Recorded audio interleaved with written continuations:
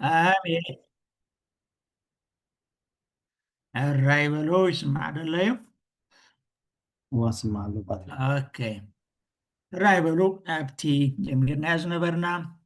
اتي مسوات قداسي عام مستير زي بجت تحستو ابسلسته كفيلنا خنريو جميلنا نيرنا مالتيو سلازي دي افتقداماي مباعتا مسنادوي زبرنايو عبنا قسل زغوني عمنا ديركا تسنادي خان تدالي خان سلازقبر بخمينا خنا سنادو زلنا خنا الدالو زلنا من يوم كتم زدالو ناينها ناتنا ستابي خو انتايو خاتز قبر انتايو زدالو ازي ولا كل زي نقبرون تخونا جنكا وبحقي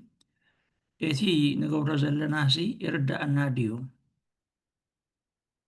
اي بحقي زي حجتي تنقر أتوكره نبرو زلنا مالتي سلازي أبزنا يمسن داو يتقداسي زبهار قداسي مسوات قداسي نبرو زلنا بمسراتو بخلت ملكع وقون خنريو نخيل بتحاد وقن مرعى إيو مرعى انتاك مخانو كلها نفولتينا عابي نقريو أبزا عالم زي عابي قمتي غازو وهابو عابي بحقي كبيد مسر داو كايز قبرلو عم نقر سلزخونا مالتي كندي هالكلو قل أي بحقي تقولو دخام تقول سعرخة أب حقوس يلوات كله هجي بزي ملكة حجي بملكة مرعى يغروا مالتي توانجلون نزع عاب مستير الزب في اللاي قدس باولوس انتهي دبل جنشل فاسي كان خرستوس تسويعو إيو يبل مرعى كل جزء سواء نجر الله زحرت نجر الله ስለዚህ መርዓት ገንሸል በፂሑ መርዓት እውን ተዳልያ ኣላ ስለዚ ንተሓጐስ ባህ እውን ይበለና ንኡ ድማ ክብሪ ንሃቦ ዘንፀባረቕን ፅሩይን ሻሽ ክትክደን ከዓ ተዋሂብዋ እዩ ክብል ከሎ ሰማዕኩ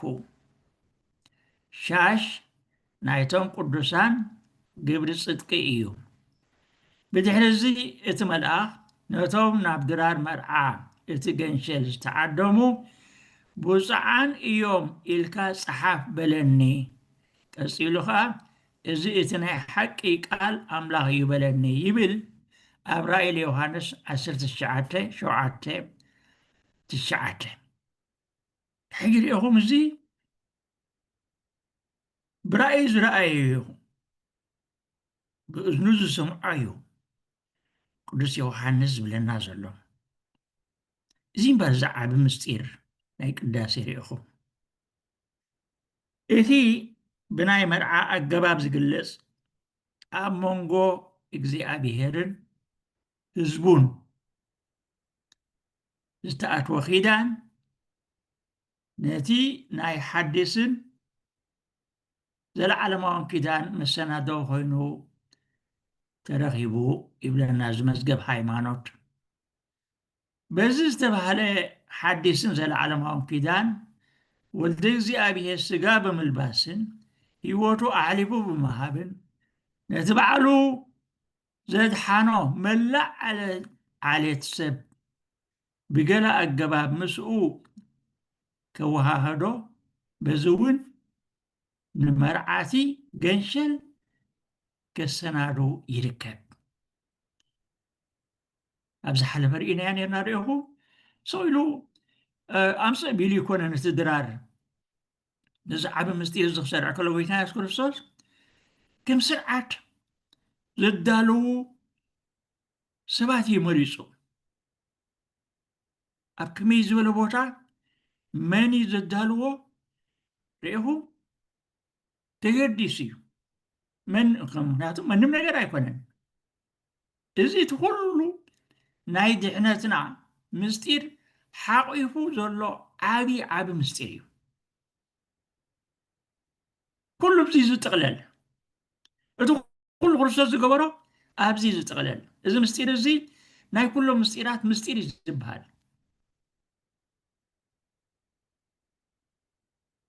ቀፂሉ እዚ መዝገብ ሃይማኖት እንታይ ይብለና እዛ ኢየሩሳሌም ሰማያዊት ኢሉ ዝፅውዓ እዛ ቤተክርስትያን እያ እዛ ብደሙ ዘጥራያ ቤተክርስትያን እያ ከምኡ ድማ ኣዴና ተባሂላ ዘላ ቤተክርስትያን ይብላ ብተወሳኺ ናይቲ መንቅብ ዘይብሉ ንጹሕ በጊዕ መንቅብ ዘይብላ ንጽሕቲ መርዓት ተባሂላ ትግለጽ ንኣ እዩ ክርስቶስ ዘፍቀራን ምእንቲ ክቅድሳ ርእሱ ዘወፍየን ንኣኣ ነታ ብቐጻሊ ዘይከናኸናን ዘፍቅራን ብዘይጥለም ኪዳን ምስ ርእሱ ኣወሃሃዳ ይብለና እዚ ኣብ መዝገብ ሃይማኖት 1612 ከምኡ 757 ኣሎ ማለት እዩ እዚ ሕጂ ርኢኹ ኢየሱስ መርዓዊ ቤተክርስትያን ነፍሲ ወከፍ ዝተጠምቀ ኣባል ናይዚ ምስጢራዊ ኣካል እዚ ከዓ ነፍሲ ወከፍና ማለት እዩ ብመርዓት ትምስል ኣላ መርዓት ክርስቶስ እያ ነፍሲ ወከፍ ነፍሲ ምእመናን መርዓት ክርስቶስ እያ ማለት እዩ እዚኣ ሕጂ ርኢኹ እቲ መርዓዊ ንመርዓቱ ዘየጥፍኦ ነገራት የለን ትፈልጦ ኢና ኩሉ ዝሰርሖ ኩሉ እንታይ ዝገበሮ ንኣ ንምሕጓስ ንኣ ሳይ ንምግባር ዘይገብሮ የብሉን ኢየሱስ ጋር ርኢኹም ዘይገበሮ ነገራት የለን ሂወቱ እዩ ኣሕሊፉ ብደሙ እዩ ገዚኡ ናቱ ገይሩ ሸሊምዋ ማለት እዩ እቲ ንወዱ መርዓ ዝገብር ዘሎ እዚ እውን እቲ ምስ መፅሓፍ ይነግረናዩ ንወዱ ብለና ከሎ ወዱ ዝበሃል ዘሎ ወልደ እግዚኣብሔር እዩ ኣቦ ዝበሃል ዘሎ ከዓ እግዚኣብሔር ኣብ እዩ ስለዚ እግዚኣብሔር ኣብ ንወዱ መርዓ ዝገብር ማለት እዩ እቶም ኣብ መርዓቲ ገንሸል ማለት ኣብ መርዓ ወልዲ ማለት እዩ እንዕደም ዘለና ከዓ ንሕና እቶም ብደም እቲ ገንሸል ዝነፅሕናን ዝተቀደስናን ማሕበር ኣመንቲ ኢና ቅዱስ ጳውሎስ ነዚ ክገልፅ ከሎ ገሊኹም እውን ከማታቶም ነርኩም ኢኹም ቅድሚ ክርስትና ማለት እዩ ግናኸ ብስም ጎይታና ኢየሱስ ክርስቶስን ብመንፈስ ኣምላኽን ነፂሕኩምን ተቐዲስኩምን ጸዲቕኩምን ኢኹም ይብል መጀመርያ ቆሮንቶስ 6:11 ሕጂ ርኢኹ ምንም ድሩብያት ዝነበርና ሰባት ውዱቃት ዝነበርና ሰባት ንዑቃት ዝነበርና ሰባት ኣብ ባርነት ዝነበርና ሰባት እዚ ሕጂ ርኢኹ ብደሙ ኣብሲሱ ሓፂቡ ኣንፂሑ ኣፅልዩ ሸሊሙ ናቱ ኣካል ገይርና ማለት እዩ ስለዚ ነዚ ክገልፅ ከሎ ኣብ እዚ መፅሓፍ ቅዳሴ ኣብቲ መጀመሪኡ መእተው እንታይ ይብል ኣብ ግዜ ከብካቡ ከብካብ ማለት እዩ ኣብ ግዜ ከብካቡ ስጋኡ ክብላዕ ፍፁም መግቢ ገቢሩ ዝስውዕ መርዓዊ ዝረኣየ መን ኣሎ ዲኹ ሓደ ሰብ ገይርዎ ይፈልጥ እዚ ሓደ ሰብ ገይርዎ ይፈልጥ ብዘይካ ክርስቶስ ኩሉ ቅድሚኡ ዝነበረ ከብትየን ሕረዳ ነይረን እንስሳይ ንመስዋዕቲ ቀርብ ነይሩ ሕጂ ግን ገዛእ ስጋኡ ንመስዋዕቲ መግቢ ክኸውን ዝቕርብ ዝረአየስ መን ኣሎ ይብል ወዲ እግዚኣብሔር ኣብዚ ዓለም እዚ ሓድስ ግብሪ ገበረ ይብል ብሓቂ ሓድስ ዓለም ካብ ዝፍጠር ከዓ ብዘይከኣ ከምኡ ዝገበረ የልቦን ኣብ ግዜ መርዓኡ ካብኡ ክበልዑን ብኣብኡ ብኡ ዝኣምን ከዓ ክሳዕ ዘለዓለም ህያው ኮይኑ ክነብርን ኣብ ቅድሚ ሓዋርያት ቅዱስ ስጋኦን ክቡር ደሙን ሰርዐ ይብል ስሪኢኹም እዚ መግቢ እዚ ካብኡ ዝምገብ ዝኾነ ንዘለዓለም ዘይምውት መድሃኒት እዩ ኣብ ግዜ መርዓኡ መብልዕን መስተን ዝኾነ ድማ ባዕሉ ኢየሱስ ክርስቶስ እዩ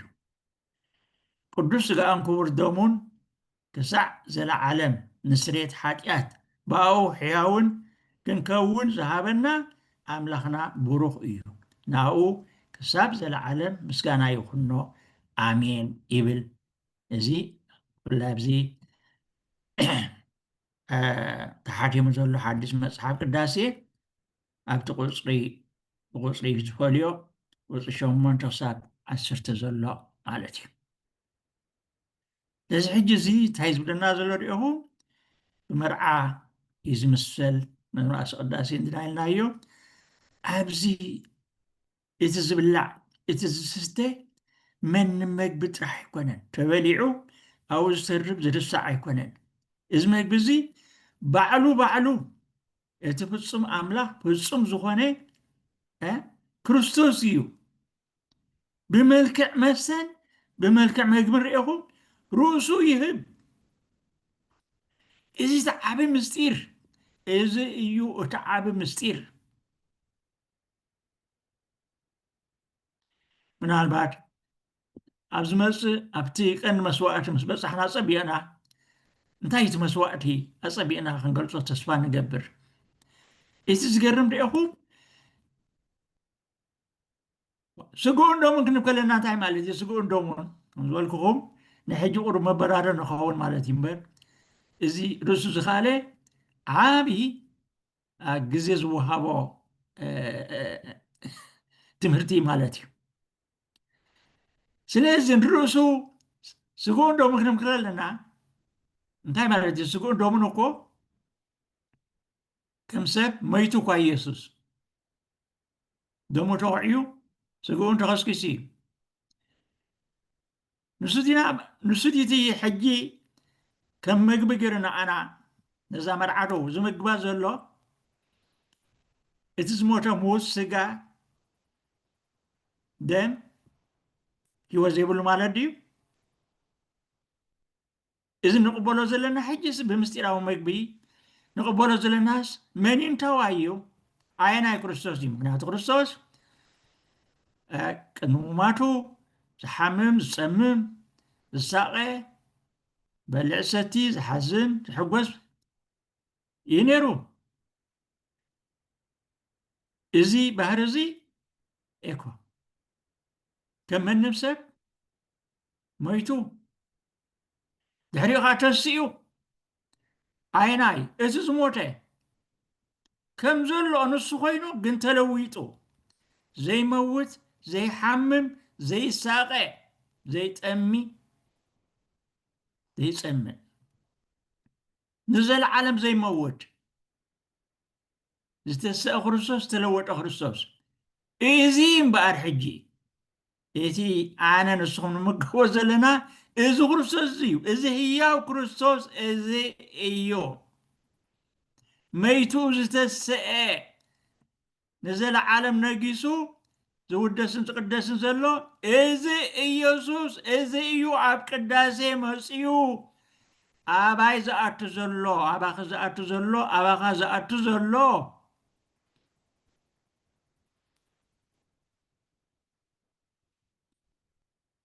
ኣሕዋተይ እዚ ቃላት ኣይኮነ ዝብለኩም ዘለኹ ቃላት ኣይኮነ ዝብለኩም ዘለኹ ይኹም ትማሊ ሰንበት ኣብ መላእ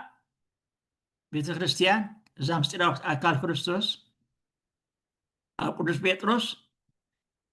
ክልተ መንእሰያት ናይ ብሓቂ እሞ ኣብዚ ግዜና ዝገርም ቅዱሳን ተባሂሎም መንእሰያት ሓደ ወዲ 15 ዓመት ሓደ ወዲ 24 ዓመት ከመይ ኢሎም እዮም ኣብዚ ዕድመ እዚ ከመይ ኢሎም እዮም ኣብዚ ቅድስና ዝበፂሖም ብፍላይ እቲ ወዲ 15 ዓመት ካርሎ ኣኩቲስ ናይ ብሓቂ ክንፈልጦ ከነስተንትኖ የድሊ እንታይ ዓይነት ግንዛበ ነይርዎ ኣብዚ ምስጢረ ቅዳሴ ዝገርም እዩ ريهم أبزن السوس أبزن 15 عدمي أسي بس حوت كل مسير ينبرون يرو مستقول زنبرو سقاير إيهم نزن خفلت أب عالم أب زابة خريستيان إزاي بحال رست قدي في الناخيدو إذا كل استجبره نزم مستير زن مجلاس ذكبره تأمر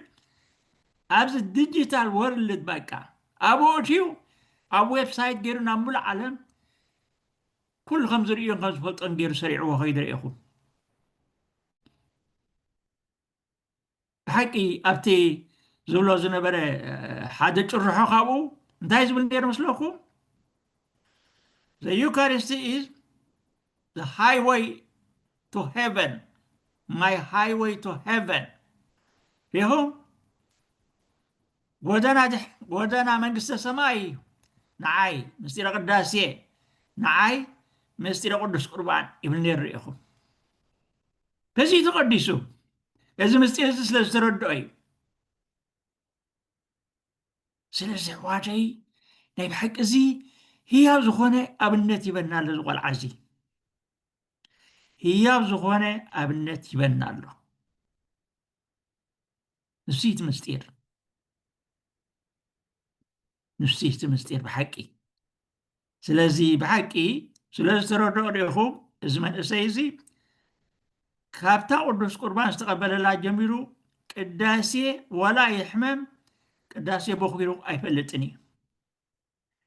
موصاريا هاي قبل دقيسو أي فلتني بزي تقدسو سلازي إزي تعان كنزبالكم أملاح قزيه بنا أعمي من خريو تسفان قبر مبار تاينا نبتلنا أقزيه مرعاو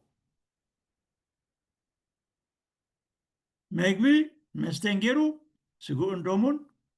اتي استنسى خريستوس اتي زخبرت له خريستوس نعبلو بقى أباخو خاطو أبقو دلي نابلي عدمنا له نزي خن مقبينا عبيت خريستيان سنبت نخيد مزا أملاح زخن الراخبينا بزا أملاح زخن قدس نزي تحواه سوخن ساتبينا نخيد سلازي ازي عابل مستير الزنبار بأبو انجل بمرعى غيرو عدو من نابلون يزارب مالتي انتهي زبل نزغل مسل سنة دوريهم كل بعدي سنة ديوه بعدي سنة ديوه ناب قراناتات مقدي كيدو مو نزرخبكم وزبلو كله ناب مرعى سوعوي بالوانجيل ماتيوس سلام كلتن تشعاتي زرخبكم ونخلو سي أبز مرعاي كساتب أبز مرعاي عدموه حيوت كركب تعباس كركب كدحين من يوم أزوم كيدو نقول له عدم زبهالو زلو لوخات من يوم مجمريا أتم بيتك هنات بلنا نصوعه باباسات كهنات دياقونات كمون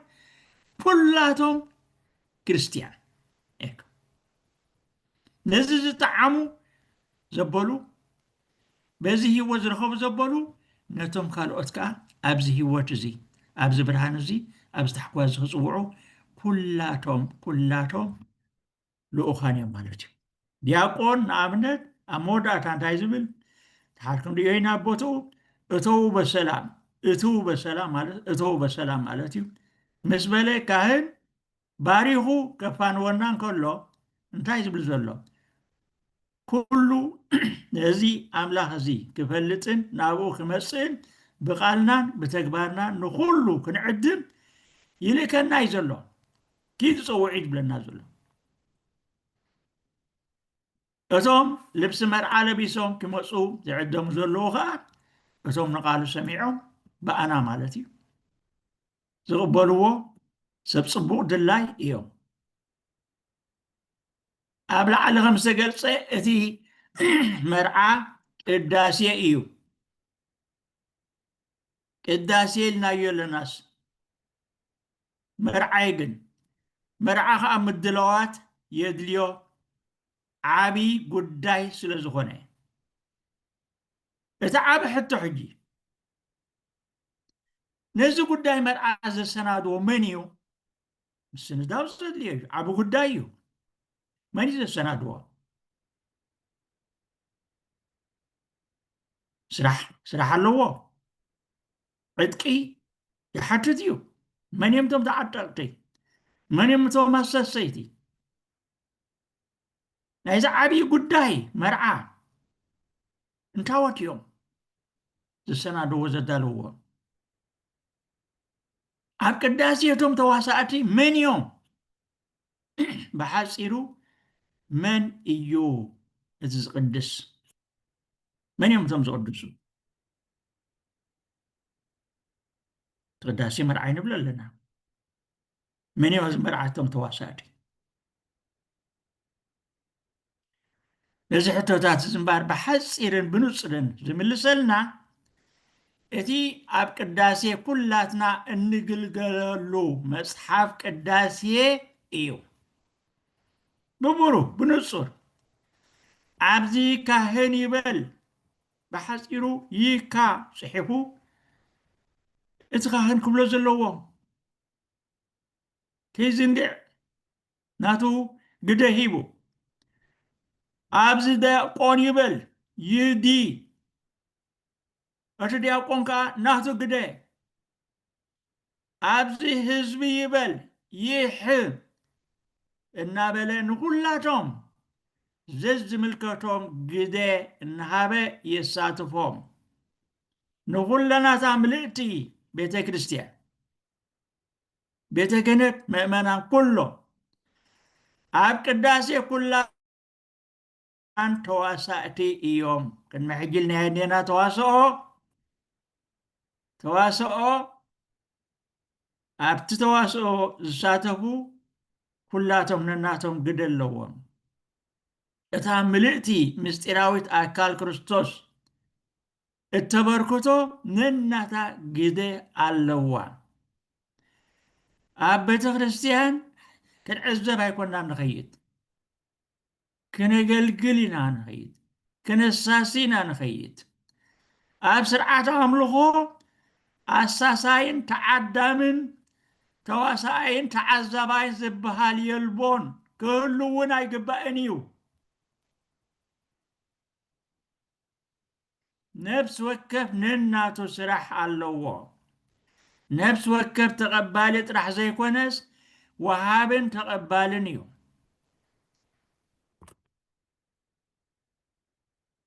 ወሃብን ተቐባልን እዩ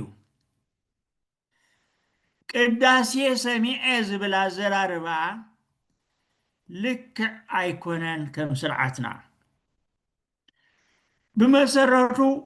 ኣብቲ ስርዓትና ስለ ዘየሎ ቋንቋና እውን ኣይኮነን ካብ ቅድሚ ካልኣይ ጉባኤ ቫቲካን ዝነበረ ናይ ላቲን ስርዓት ቅዳሴ ዝመፀ ፅልዋ እዩ ከመይ ቅድሚ ካልኣይ ጉባኤ ቫቲካን እቶም ምእመናን ኣብ ስርዓት ላቲን ኣብ ቅዳሴ ብዙሕ ተሳትፎ ይነበሮምን እቲ ካህን እዩ ዝብሎ ዳርጋ ኩሉ ይሰምዖም ነይሮም በዚ ሕጂ ሪኢኹም እዚ ጉባኤ እዚ ካልኣይ ጉባኤ ቫቲካን ስለ ዝተገንዘቦ ነዚ ተዘንጊዑ ዝነበረ ናይ ምእመናን ግደ ከምዚ እናበለ ኣቐሚጥዎ ኣብቲ ሰነድ ምእመናን ንምስጢረ ቅዳሴ ብዝከኣል መጠን ብዝቐለለ ክርድእዎን ብምልኣትን ንቕሓትን ንጡፍነትን ክሳተፍዎን ይግባእ እናበለ መምርሒ ሂቡ ርኢኹም። እዚ ኣብዚ ቅዱስ ጉባኤ ብዛዕባ ጥርግያ ዝተፃሓፈ ሰነድ ጉባኤ ቫቲካን ኣብ ቁፅሪ 21 ንረኽቦ ማለት እዩ። ከም ሓቁ ቤተ ስርዓት ቋንቋና ቅዳሴ ቀዲሰ እዩ ክበሃል ዘለዎ።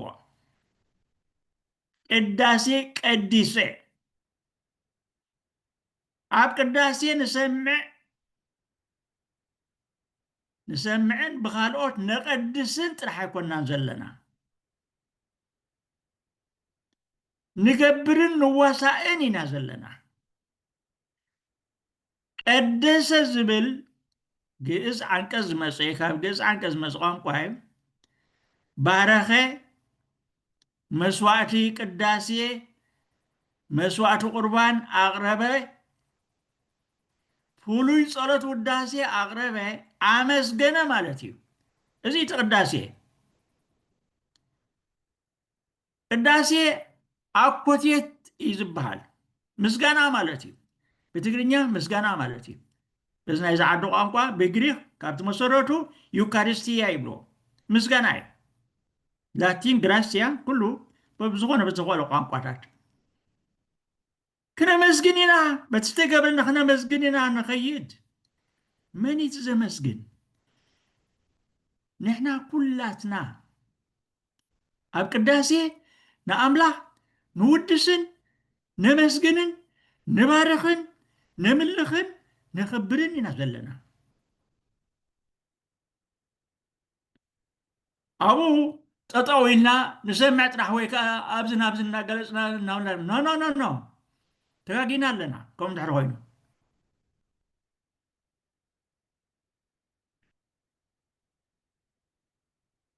ስለዚ ቀዲስና እንተበልና ዝሓሸን ዝበለፀን እቲ ቋንቋ እውን ኣመስጊንና እንተበልና ኣምሊኽና እንተበልና ኣኽቢርና ወዲስና ዘሚርና እንተበልና ንናይ ንዝምር እንታይ ንገብር ኣብኡ ተዋሂብና ኣሎ ንዕዘብን ንሰምዕን ኣይኮና ዘለና ኣብኡ ንገብርን ንዋሳእን ኢና ዘለና። እንታይ ንገብር ብኸመይ ንገብሮ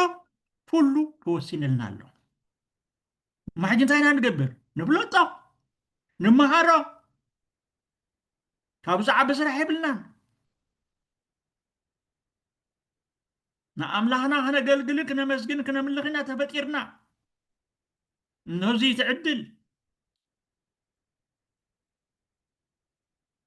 ሕራይ እምበኣር ቅዳሴ መርዓ ኢልናዮ በቲ ሓደ ወገን ከዓ ተስካር እዩ። ተስካርካ ንፈልጦ ኢና ኣብ ባህልናን ኣብ ልምድና ዘሎ እዩ።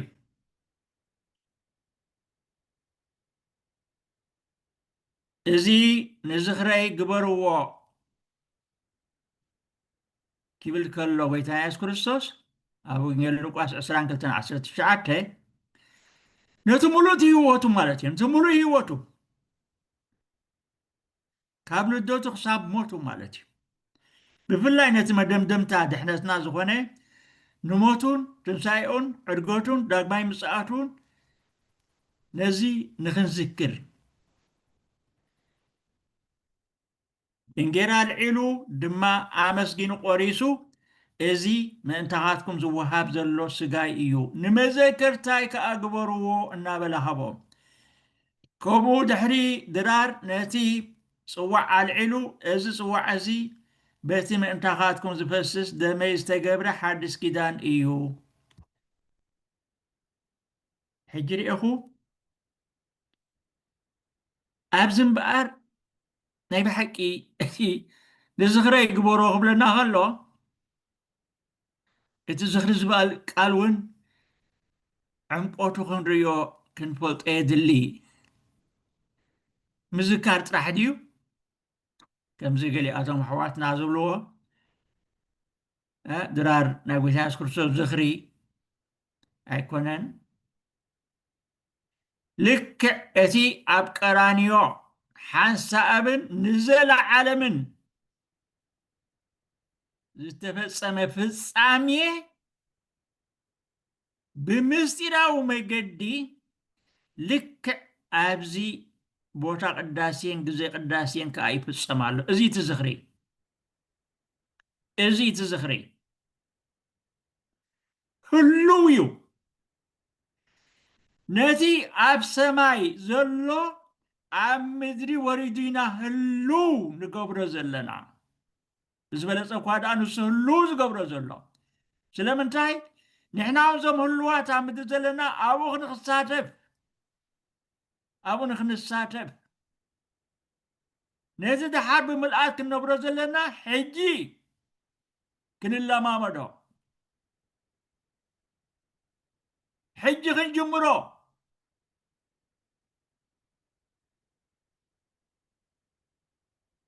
ቅዱስ ጳውሎስ ኣብታ ዝተታሕዘላ ምሸት ይብለና ምስቶም 12 ሃዋርያቱ ኣብዚ ዝተሳተፎ ድራር ኢየሱስ ነቲ ነፃ ዝኾነ መግለፂ ወፈያ ርእሱ ሃቦም ኣብቲ ናይ ስቃያቱ ዋዜማ ገና ነፃ እንከሎ ነቲ ምስ ሃዋርያት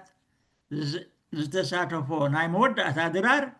ምእንቲ ድሕነት ሰባት ናብ ኣቦኡ ኣቕረበ ብድልየቱ ናይ ዝተፈፀመ መስዋዕቲ ዝኽሪ ከም ዝኸውን ገበሮ እዚ ምእንታኹም ዝወሃብ ዘሎ ስጋይ እዩ እዚ ምእንቲ ብዙሓት ንሕድገት ሓጢኣት ዝፈስስ ዘሎ ናይ ሓድስ ኪዳን ደመይ እዩ ኣብታ ሰዓት እቲኣ ክርስቶስ ዝሰርዖ ቅዱስ ቁርባን እቲ ናይ መስዋዕቱ ዝኽሪ ክኸውን ዘለዎ እዩ ኢየሱስ ነቶም ሃዋርያት እውን ከይተረፈ ኣብቲ መስዋዕቱ ይፅምብሮም ይኹም ናቱ ጥራሕ ዘይኮነ ናይቶም ሃዋርያት ከዓ ተሳታፊ ይገብሮም ንወትሩ ክቅፅልዎ ከዓ ይእዝዞም ከምዚ ምግባር ድማ ኢየሱስ ንሃዋርያቱ ናይቲ ሓዳስ ኪዳን ካህናት ገቢሩ ከም ዝሾሞም የርኢ ንሳቶም ብሓቂ ምእንቲ ክቅደሱን ኣነ ንርእሰይ ምእንታኦም እቅድስ ኣለኹ ይብል እዚ ሪኢኹም ኣብ መዝገብ ሃይማኖት 610 ሳብ 611 ዘሎ እዩ ሕጂ ሪኢኹም ነዚ መስዋዕቲ እዚ ንሱ ገይርዎ ክሳብ መወዳእታ ዓለም ክቅፅል ስለ ዘለዎ ከዓ ነቲ ንሱ ዝገበሮ ክገብሩ ነቲ ንሱ ዝበሎ ክብሉ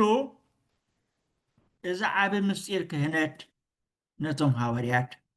ድሕሪኦም እውን ነቶም ተኸተልቶም ሂብዎ ሪኢኹም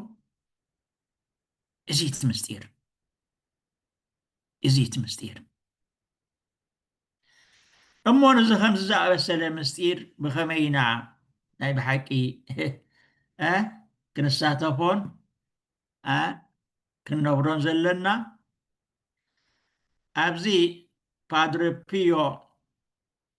ፓድረ ፒዮ ኩልኻትኩም ትፈልጥዎም ኢኹም ፓድረ ፒዮ በዓል ፔርተርኪና ዝብልዎም ኢጣልያዊ ዓብ ቅዱስ ናይ ብሓቂ ኣነ ኣብቲ ናይ ቅዱስነኦም ዕድል ረኺበ ተሳቲፈ ነይረ ማለት እዩ ኣብ ሮማ ስለ ዝነበርኩም እምበረ ጴጥሮስ እዋ ኣብኡ ብዙሕ ዓመት ተቐሚጠ ኣለኹ ናይ ብዙሓት ቅዱሳውን ተሳቲፈ ኣለኹ ከምቲ ናቶም ኣቢሉ ህዝቢ ግን ኣብ ሂወተይ ርእ ኣይፈልጥን እንታይ ዓይነት እንታይ ከም ዝነበሩ ብፍፁም በቃ ዳርጋ ሰብ እውን ምርዱእ ፀጊምዎ ነይሩ ማለት እዩ ናይ ብሓቂ እዚ ኣምላኽ መቸም ዝገበሮ ናይ ኣምላኽ ዕቤት እዩ ዝገልፅ እዞም ሰብኣይ እዚኦም ቅዱስ ፓድረ ፒዮ ቅንዋት ናይ ኢየሱስ ሪኢኹም እዚ ስቃይ ናይ ኢየሱስ ዝብሎ ዘለና እዚ ናይ ቀራንዮ ስቃይ ንብሎ ዘለና ነቲ ሓሙሽተ ውግእ ስቃይ ኢየሱስ ተሸኪሞም ን50 ዓመት ዝሳተፉ ዝነበሩ እዮም። ብፍላይ ምስጢረ ቅዳሴ ናይ ምስጢረ ቅዳሴ ሕሉፍ ርድኢት ዝነበሮም ሰብኣይ እዮም። 2 ሰዓት ካብኡ ንላዕሊ ቅዱስ ነይሮም ኣብ ቅዳሴ ክሳብ ተኸሲሶም እዮም። እዚ ፈላሲ እዚ በቃ 2 ሰዓት ይቅድስ ኢሎም ከሲሶሞም ኣብ ላዕለይ ኣካላት ዝሃቦም መልሱ መቸም ዝገርም እዩ ነይሩ። ቅዳሴ ዝሓስብ ኣብ ቅዳሴ ዘሎ ሰዓት ኣይርእን ኢሎሞ ኣብ ዘለዓለም እዩ ኣትዩ ዘሎ ካብ ቅዳሴ ካብ ግዜ ወፃኢ ይኸይዱ ዘሎ እንተዝነብሮ ካብኡ ክወፅእ ኣይምደልን ከም ቅዱስ ጴጥሮስን ዮሃንስን ያዕቆብን ኣብ ደብረ ታቦር ካብዚ ክንከይድ ኣይንደሊና ኣብዚ ክንሰርሕ ዝበልዎ ከምኡ እዩ ነይሩ። ኣብ ከምኡ እዮም ኣትዮም ነይሮም። ስለዚ እዞም ዓብይ ቅዱስ እዚኦም ዝበልዎ ንሓንቲ ጓል ንስሓኦም ኣብነት ክኾነና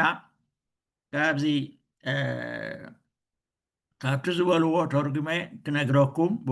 ብኡ ክንድምድሞና ኢሎም ትምህርትና ብሓምለ 25 1915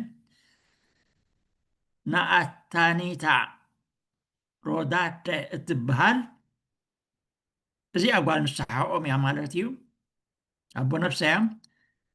ብኸመይ ኣገባብ ቅዳሴ ክትሰምዕ ወይ ክትሳተፍ ከም ዘለዋ ከምዚ እናበሉ ፅሒፎምላ። ከምዚኦም ቅዱስ እዮም ንብዙሕ በቃ ንግለሰባት ደቂ ተባዕትዮ ደቂ ኣንስትዮ ንኩሉ እዮም ይመርሑ ነይሮም ብግሊ ብማሕበር ብኩሉ። እቲ መለኮታዊ ጎይታ ነታ ቤተ ክርስቲያኑ ቤት ጸሎት ኢሉ ሰመያ ይብሉ። ክብሪ ብዝጎደሎን ብምልኣት ብዘይብሉን ቅዳሴ ከይትሳተፊ ብጎይታ እዚ ዝኽተል እፅሕፈል ክለኹ ኢኹም እቲ ቅዱስ ምስጢር ከመይ ዝበለ ከም ዝተረድእዎ ክብሪ ብዝጎደሎ ምልኣት ብዘይብሉ ከይትሳተፍሲ እዚ ፅሑፍ እዚ ሰደል ክለኹ ኢሎማ። መጀመርያ እንታይ ኢሎማ? ብዓብይ ክብርን ብፅሞናን ናብ ቤተ ክርስቲያን እተዊ። ቤተ ክርስቲያን ግዜ ቅዳሴ ቦታ ቅዳሴ ሰማያ ምድሪ ኢልናዮ ኢና ካልእ ዓለም እዩ። ስለዚ ኣብዚ ቦታ ዝተኣቱ ከለኺ ብፅሞናን ብክብርን ኣብዚ ሕዋኸ ወለድና ይርድኦም ነይሩ እዚ ንሪኦም ነርና ኣብ ቤተ ክርስቲያን ማዕፆ ቤተ ክርስቲያን ምስ በፅሑ ህንድብ ኢሎም ኣይኣትውን እዮም ነይሮም። ሰጋእ መጋእ ይብሉ ኣለባብሶኦም ይልወጡ እዚ ናይ ዓለም ንድሕሪት ገድፍዎ ካልኣ ኢሎም ማይ ጸሎት ጠሚዕኪ ብጥንቃቐን ብዝግታን ትምህርቲ መስቀል ግበሪ። እቲ ኣብ ማዕፆ ዘሎ ማይ ጸሎት ዝተባረኸ ዓብ ምስጢር ኣለዎ። ናይቲ ምንፃሕና ናይ ጥምቀት ዘዘኻኽረና እዩ። መን ከም ምዃንና ዘዘኻኽረና እዩ። ደቂ ብርሃን ደቂ ኣምላኽ ምዃንና ዘዘኻኽረና እዩ። ሳልሳይ ኣብቲ ኣብ ቅዱስ ቁርባን ዘሎ ኣምላኽ ብመንፈሳውነት ተንበርኪኽኪ ስገዲ። ኣምላኽ እዩ ሰማይን ምድርን ዝፈጠረ እዩ። ናይ ኣምልኾ ስግደት ዝበሃል ኣሎ። እንታይ ዓይነት ስግደት ኢና ንገብር? ወለድና ንሪኦ ተመሊስና ቀደም ብርኮም ዓፂፎም ተንበርኪኾም ብገጾም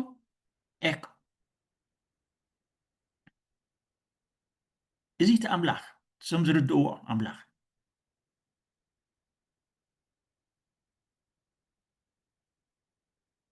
ቀፂሎም ኣብኡ እውን ተንበርኪኽኪ ንኢየሱስ ግቡእ ክብሪ ሃብዮ ተንበርኪኺ ከለኺ ኤኮ ናይ ትሕትና ክብሪ ግቡእ ክብሪ ይግቡእ እዩ ቀፂሎም ንኩሉ ድሌትክን ድሌት ካልኦትን ንኡ ኣወፍዮ ክንልምን እውን መፅእ ኢና ብዙሕ ኣለና ንርእስና ኮነ ንካልኦት ከምኡ እውን ብውሉዳዊ ተኣማንነት ኩሉ ዘድልየኪ ንገርዮ ፅኒሉ ዝሰምዕ ኣምላኽ እዩ ኩሉ ዘለዎ ኣምላኽ እዩ ኩሉ ዝህብ ኣምላኽ እዩ ለምኑ ክወሃበኩም እዩ ዝበለ ኣምላኽ እዩ ድለይ ክትረኽቡ ኢኹም ዝበለ ኣምላኽ እዩ ቀፂሎም ክትብርከኽን ክትንስእን ኮፍ ክትብልን እንከለኺ ህድእ በሊ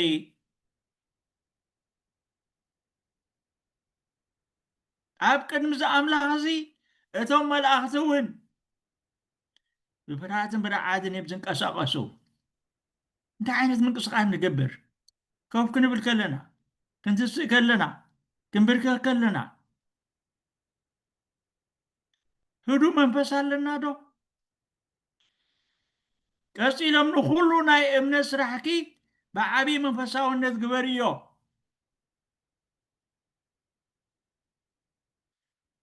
ኣብ ኣጠማምታኺ ውሕሉልነት ይሃሉ ቀልባዕባዕ ኣብትን ኣብትን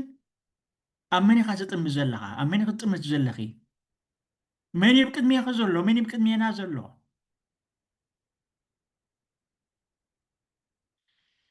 መን ወፀ መን ኣተወ እናበልኪ ካብ ግልፅ ምልፅ ተቆጠቢ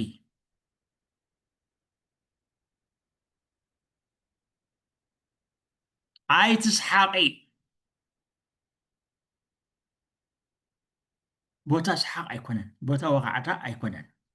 ቦታ ፅሞና ቦታ ጸሎት ቦታ ዝተንትኖ እዩ ኣድላይ ኣዝዩ ኣድላይ ኣብ ዝኾነ ብፍቅሪ ተገዲድኪ እንተዘይኮይኑ ንማንም ኣይትዛረቢ ኣሕዋደይ ሕጂ እንትዒ ኣይገፅና ኢና እንትዒ ኣዳራሽ እኳ ኮይኑ እቲ ቤተክርስትያን በቃ እናተዘረብካ ተኣተወ ቀልጢልካ ትዛረብ ኣብኡ ዋ ቤት ጸሎት እኳ እዩ ቤት ምስ ኣምላኽ ክትራኸብ ኢኻ ትመፅእ ዘለኻ ኣብኡ ሓደ ኣካል ኣሎ ፍፁም ኣምላኽ ፍፁም ሰብ ክሰምዓካን ከይእካን ዝመፀ ኣብኡ ኮይኑ ዝፅበ ዘሎ እንታይ የድሊ ትዘረባ እንታይ የድሊ ትዕላል እንታይ ዓይነት ዕላል ኢኸ እንታይ ዓይነት ዘረባ እዩ እንታይ ከገብር ኣብኡ ይኣቱ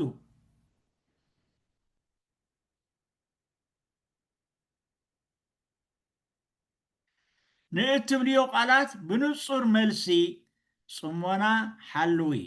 መንፈስ ታህዋኽ ካባኺ ይርሓቕ ህድእ በሉ እሞ ኣነ እግዚኣብሔር ምዃነይ ፍለጥ ይብለና ህድእ በሉ ህውኽ መንፈስ ሒዝኩም ቤተክርስትያን ኣይትእተው ሰዓት እናርኢኻ ዝግበር ቅዳሴ ብፍጹም ተቐባልነት የብሉን ብኩሉ ኣገባብኪ ንኻልኦት ኣብነት ኩኒ ቡራኪ ኢየሱስ ከዓ ቡራኪ ኢየሱስ ከይለመንክን ንኩሉ ውድልነትኪ ምሕረት ከይጠየቕክን ኣይትውፅእ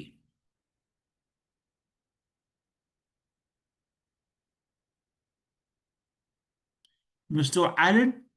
ብህድኣትን ብምስትውዓልን ከዓ ውፅእ ኤኮ እዚ ሕጂ ሪኢኹም ዓብዪ ምኽሪ ዓብዪ ማዕዳ ንኩላትና እዩ ማለት እዩ ዓብዪ ምኽሪ ዓብዪ ማዕዳ ንኩላትና ስለዚ ብሓቂ በዚ መንፈስ እዚ እምበኣር እቲ ቅዳሴ ሲ ናይ ብሓቂ ዓብዪ ነገር እዩ እዚ እንተደኣ ተረዲእና ነዚ ክንርድኦ እንተደኣ ፅዒርና ኤኮ ዝበልናዮ ናይ ግዜ ጉዳይ ኣይኮነን እዞም ትማሊ ቅዱሳን ዝተባህሉ ኣብ ሓፂር ዕድመ ኣብ ውሽጢ 15 ኣብ ውሽጢ 24 ዓበይቲ ቅዱሳን ኮይኖም ከመይ ኢሎም እዚ ተረዲእዎም ስለዚ ብሓቂ እግዚኣብሄር ከዓ ንኣና እዚ ዕድል እዚ ይበና ኣሎ እሞ ብሓቂ ንንቃሕ ብፍላይ እዚ ዘለናዮ ዓመት ኢዮቤልዩ ዓመት ኢዮቤልዩ ማለት ከዓ ዓመት ለውጢ ማለት እዩ ናይ ብሓቂ ዓመት ናፅነት ማለት እዩ ዓመት ዕርቂ ማለት እዩ ዓመት በቃ ኣብቲ ንቡር ክውንነትካ ምምላስ ማለት እዩ መንነትካ ምፍላጥን ምዃንን ማለት እዩ እዚ እቲ ዕድል ተዋሂብና ዘሎ ስለዚ ሃየ ድሕሪ 3 መዓልቲ እውን ሓድስ ዓመት ተባሂሉ እንሆ ዓመት ሰላም ዓመት ዕልልታ ዓመት ተሓድሶ ኢሉ ከዓ ይበና ኣሎ ዋ ዘስተውዕል ልቢ ሃበና ዘስተውዕል ልቢ ሃበና ብሓቂ ነቲ ተዋሂብና ዘሎ ዕድመ ንክብሪ ኣምላኽ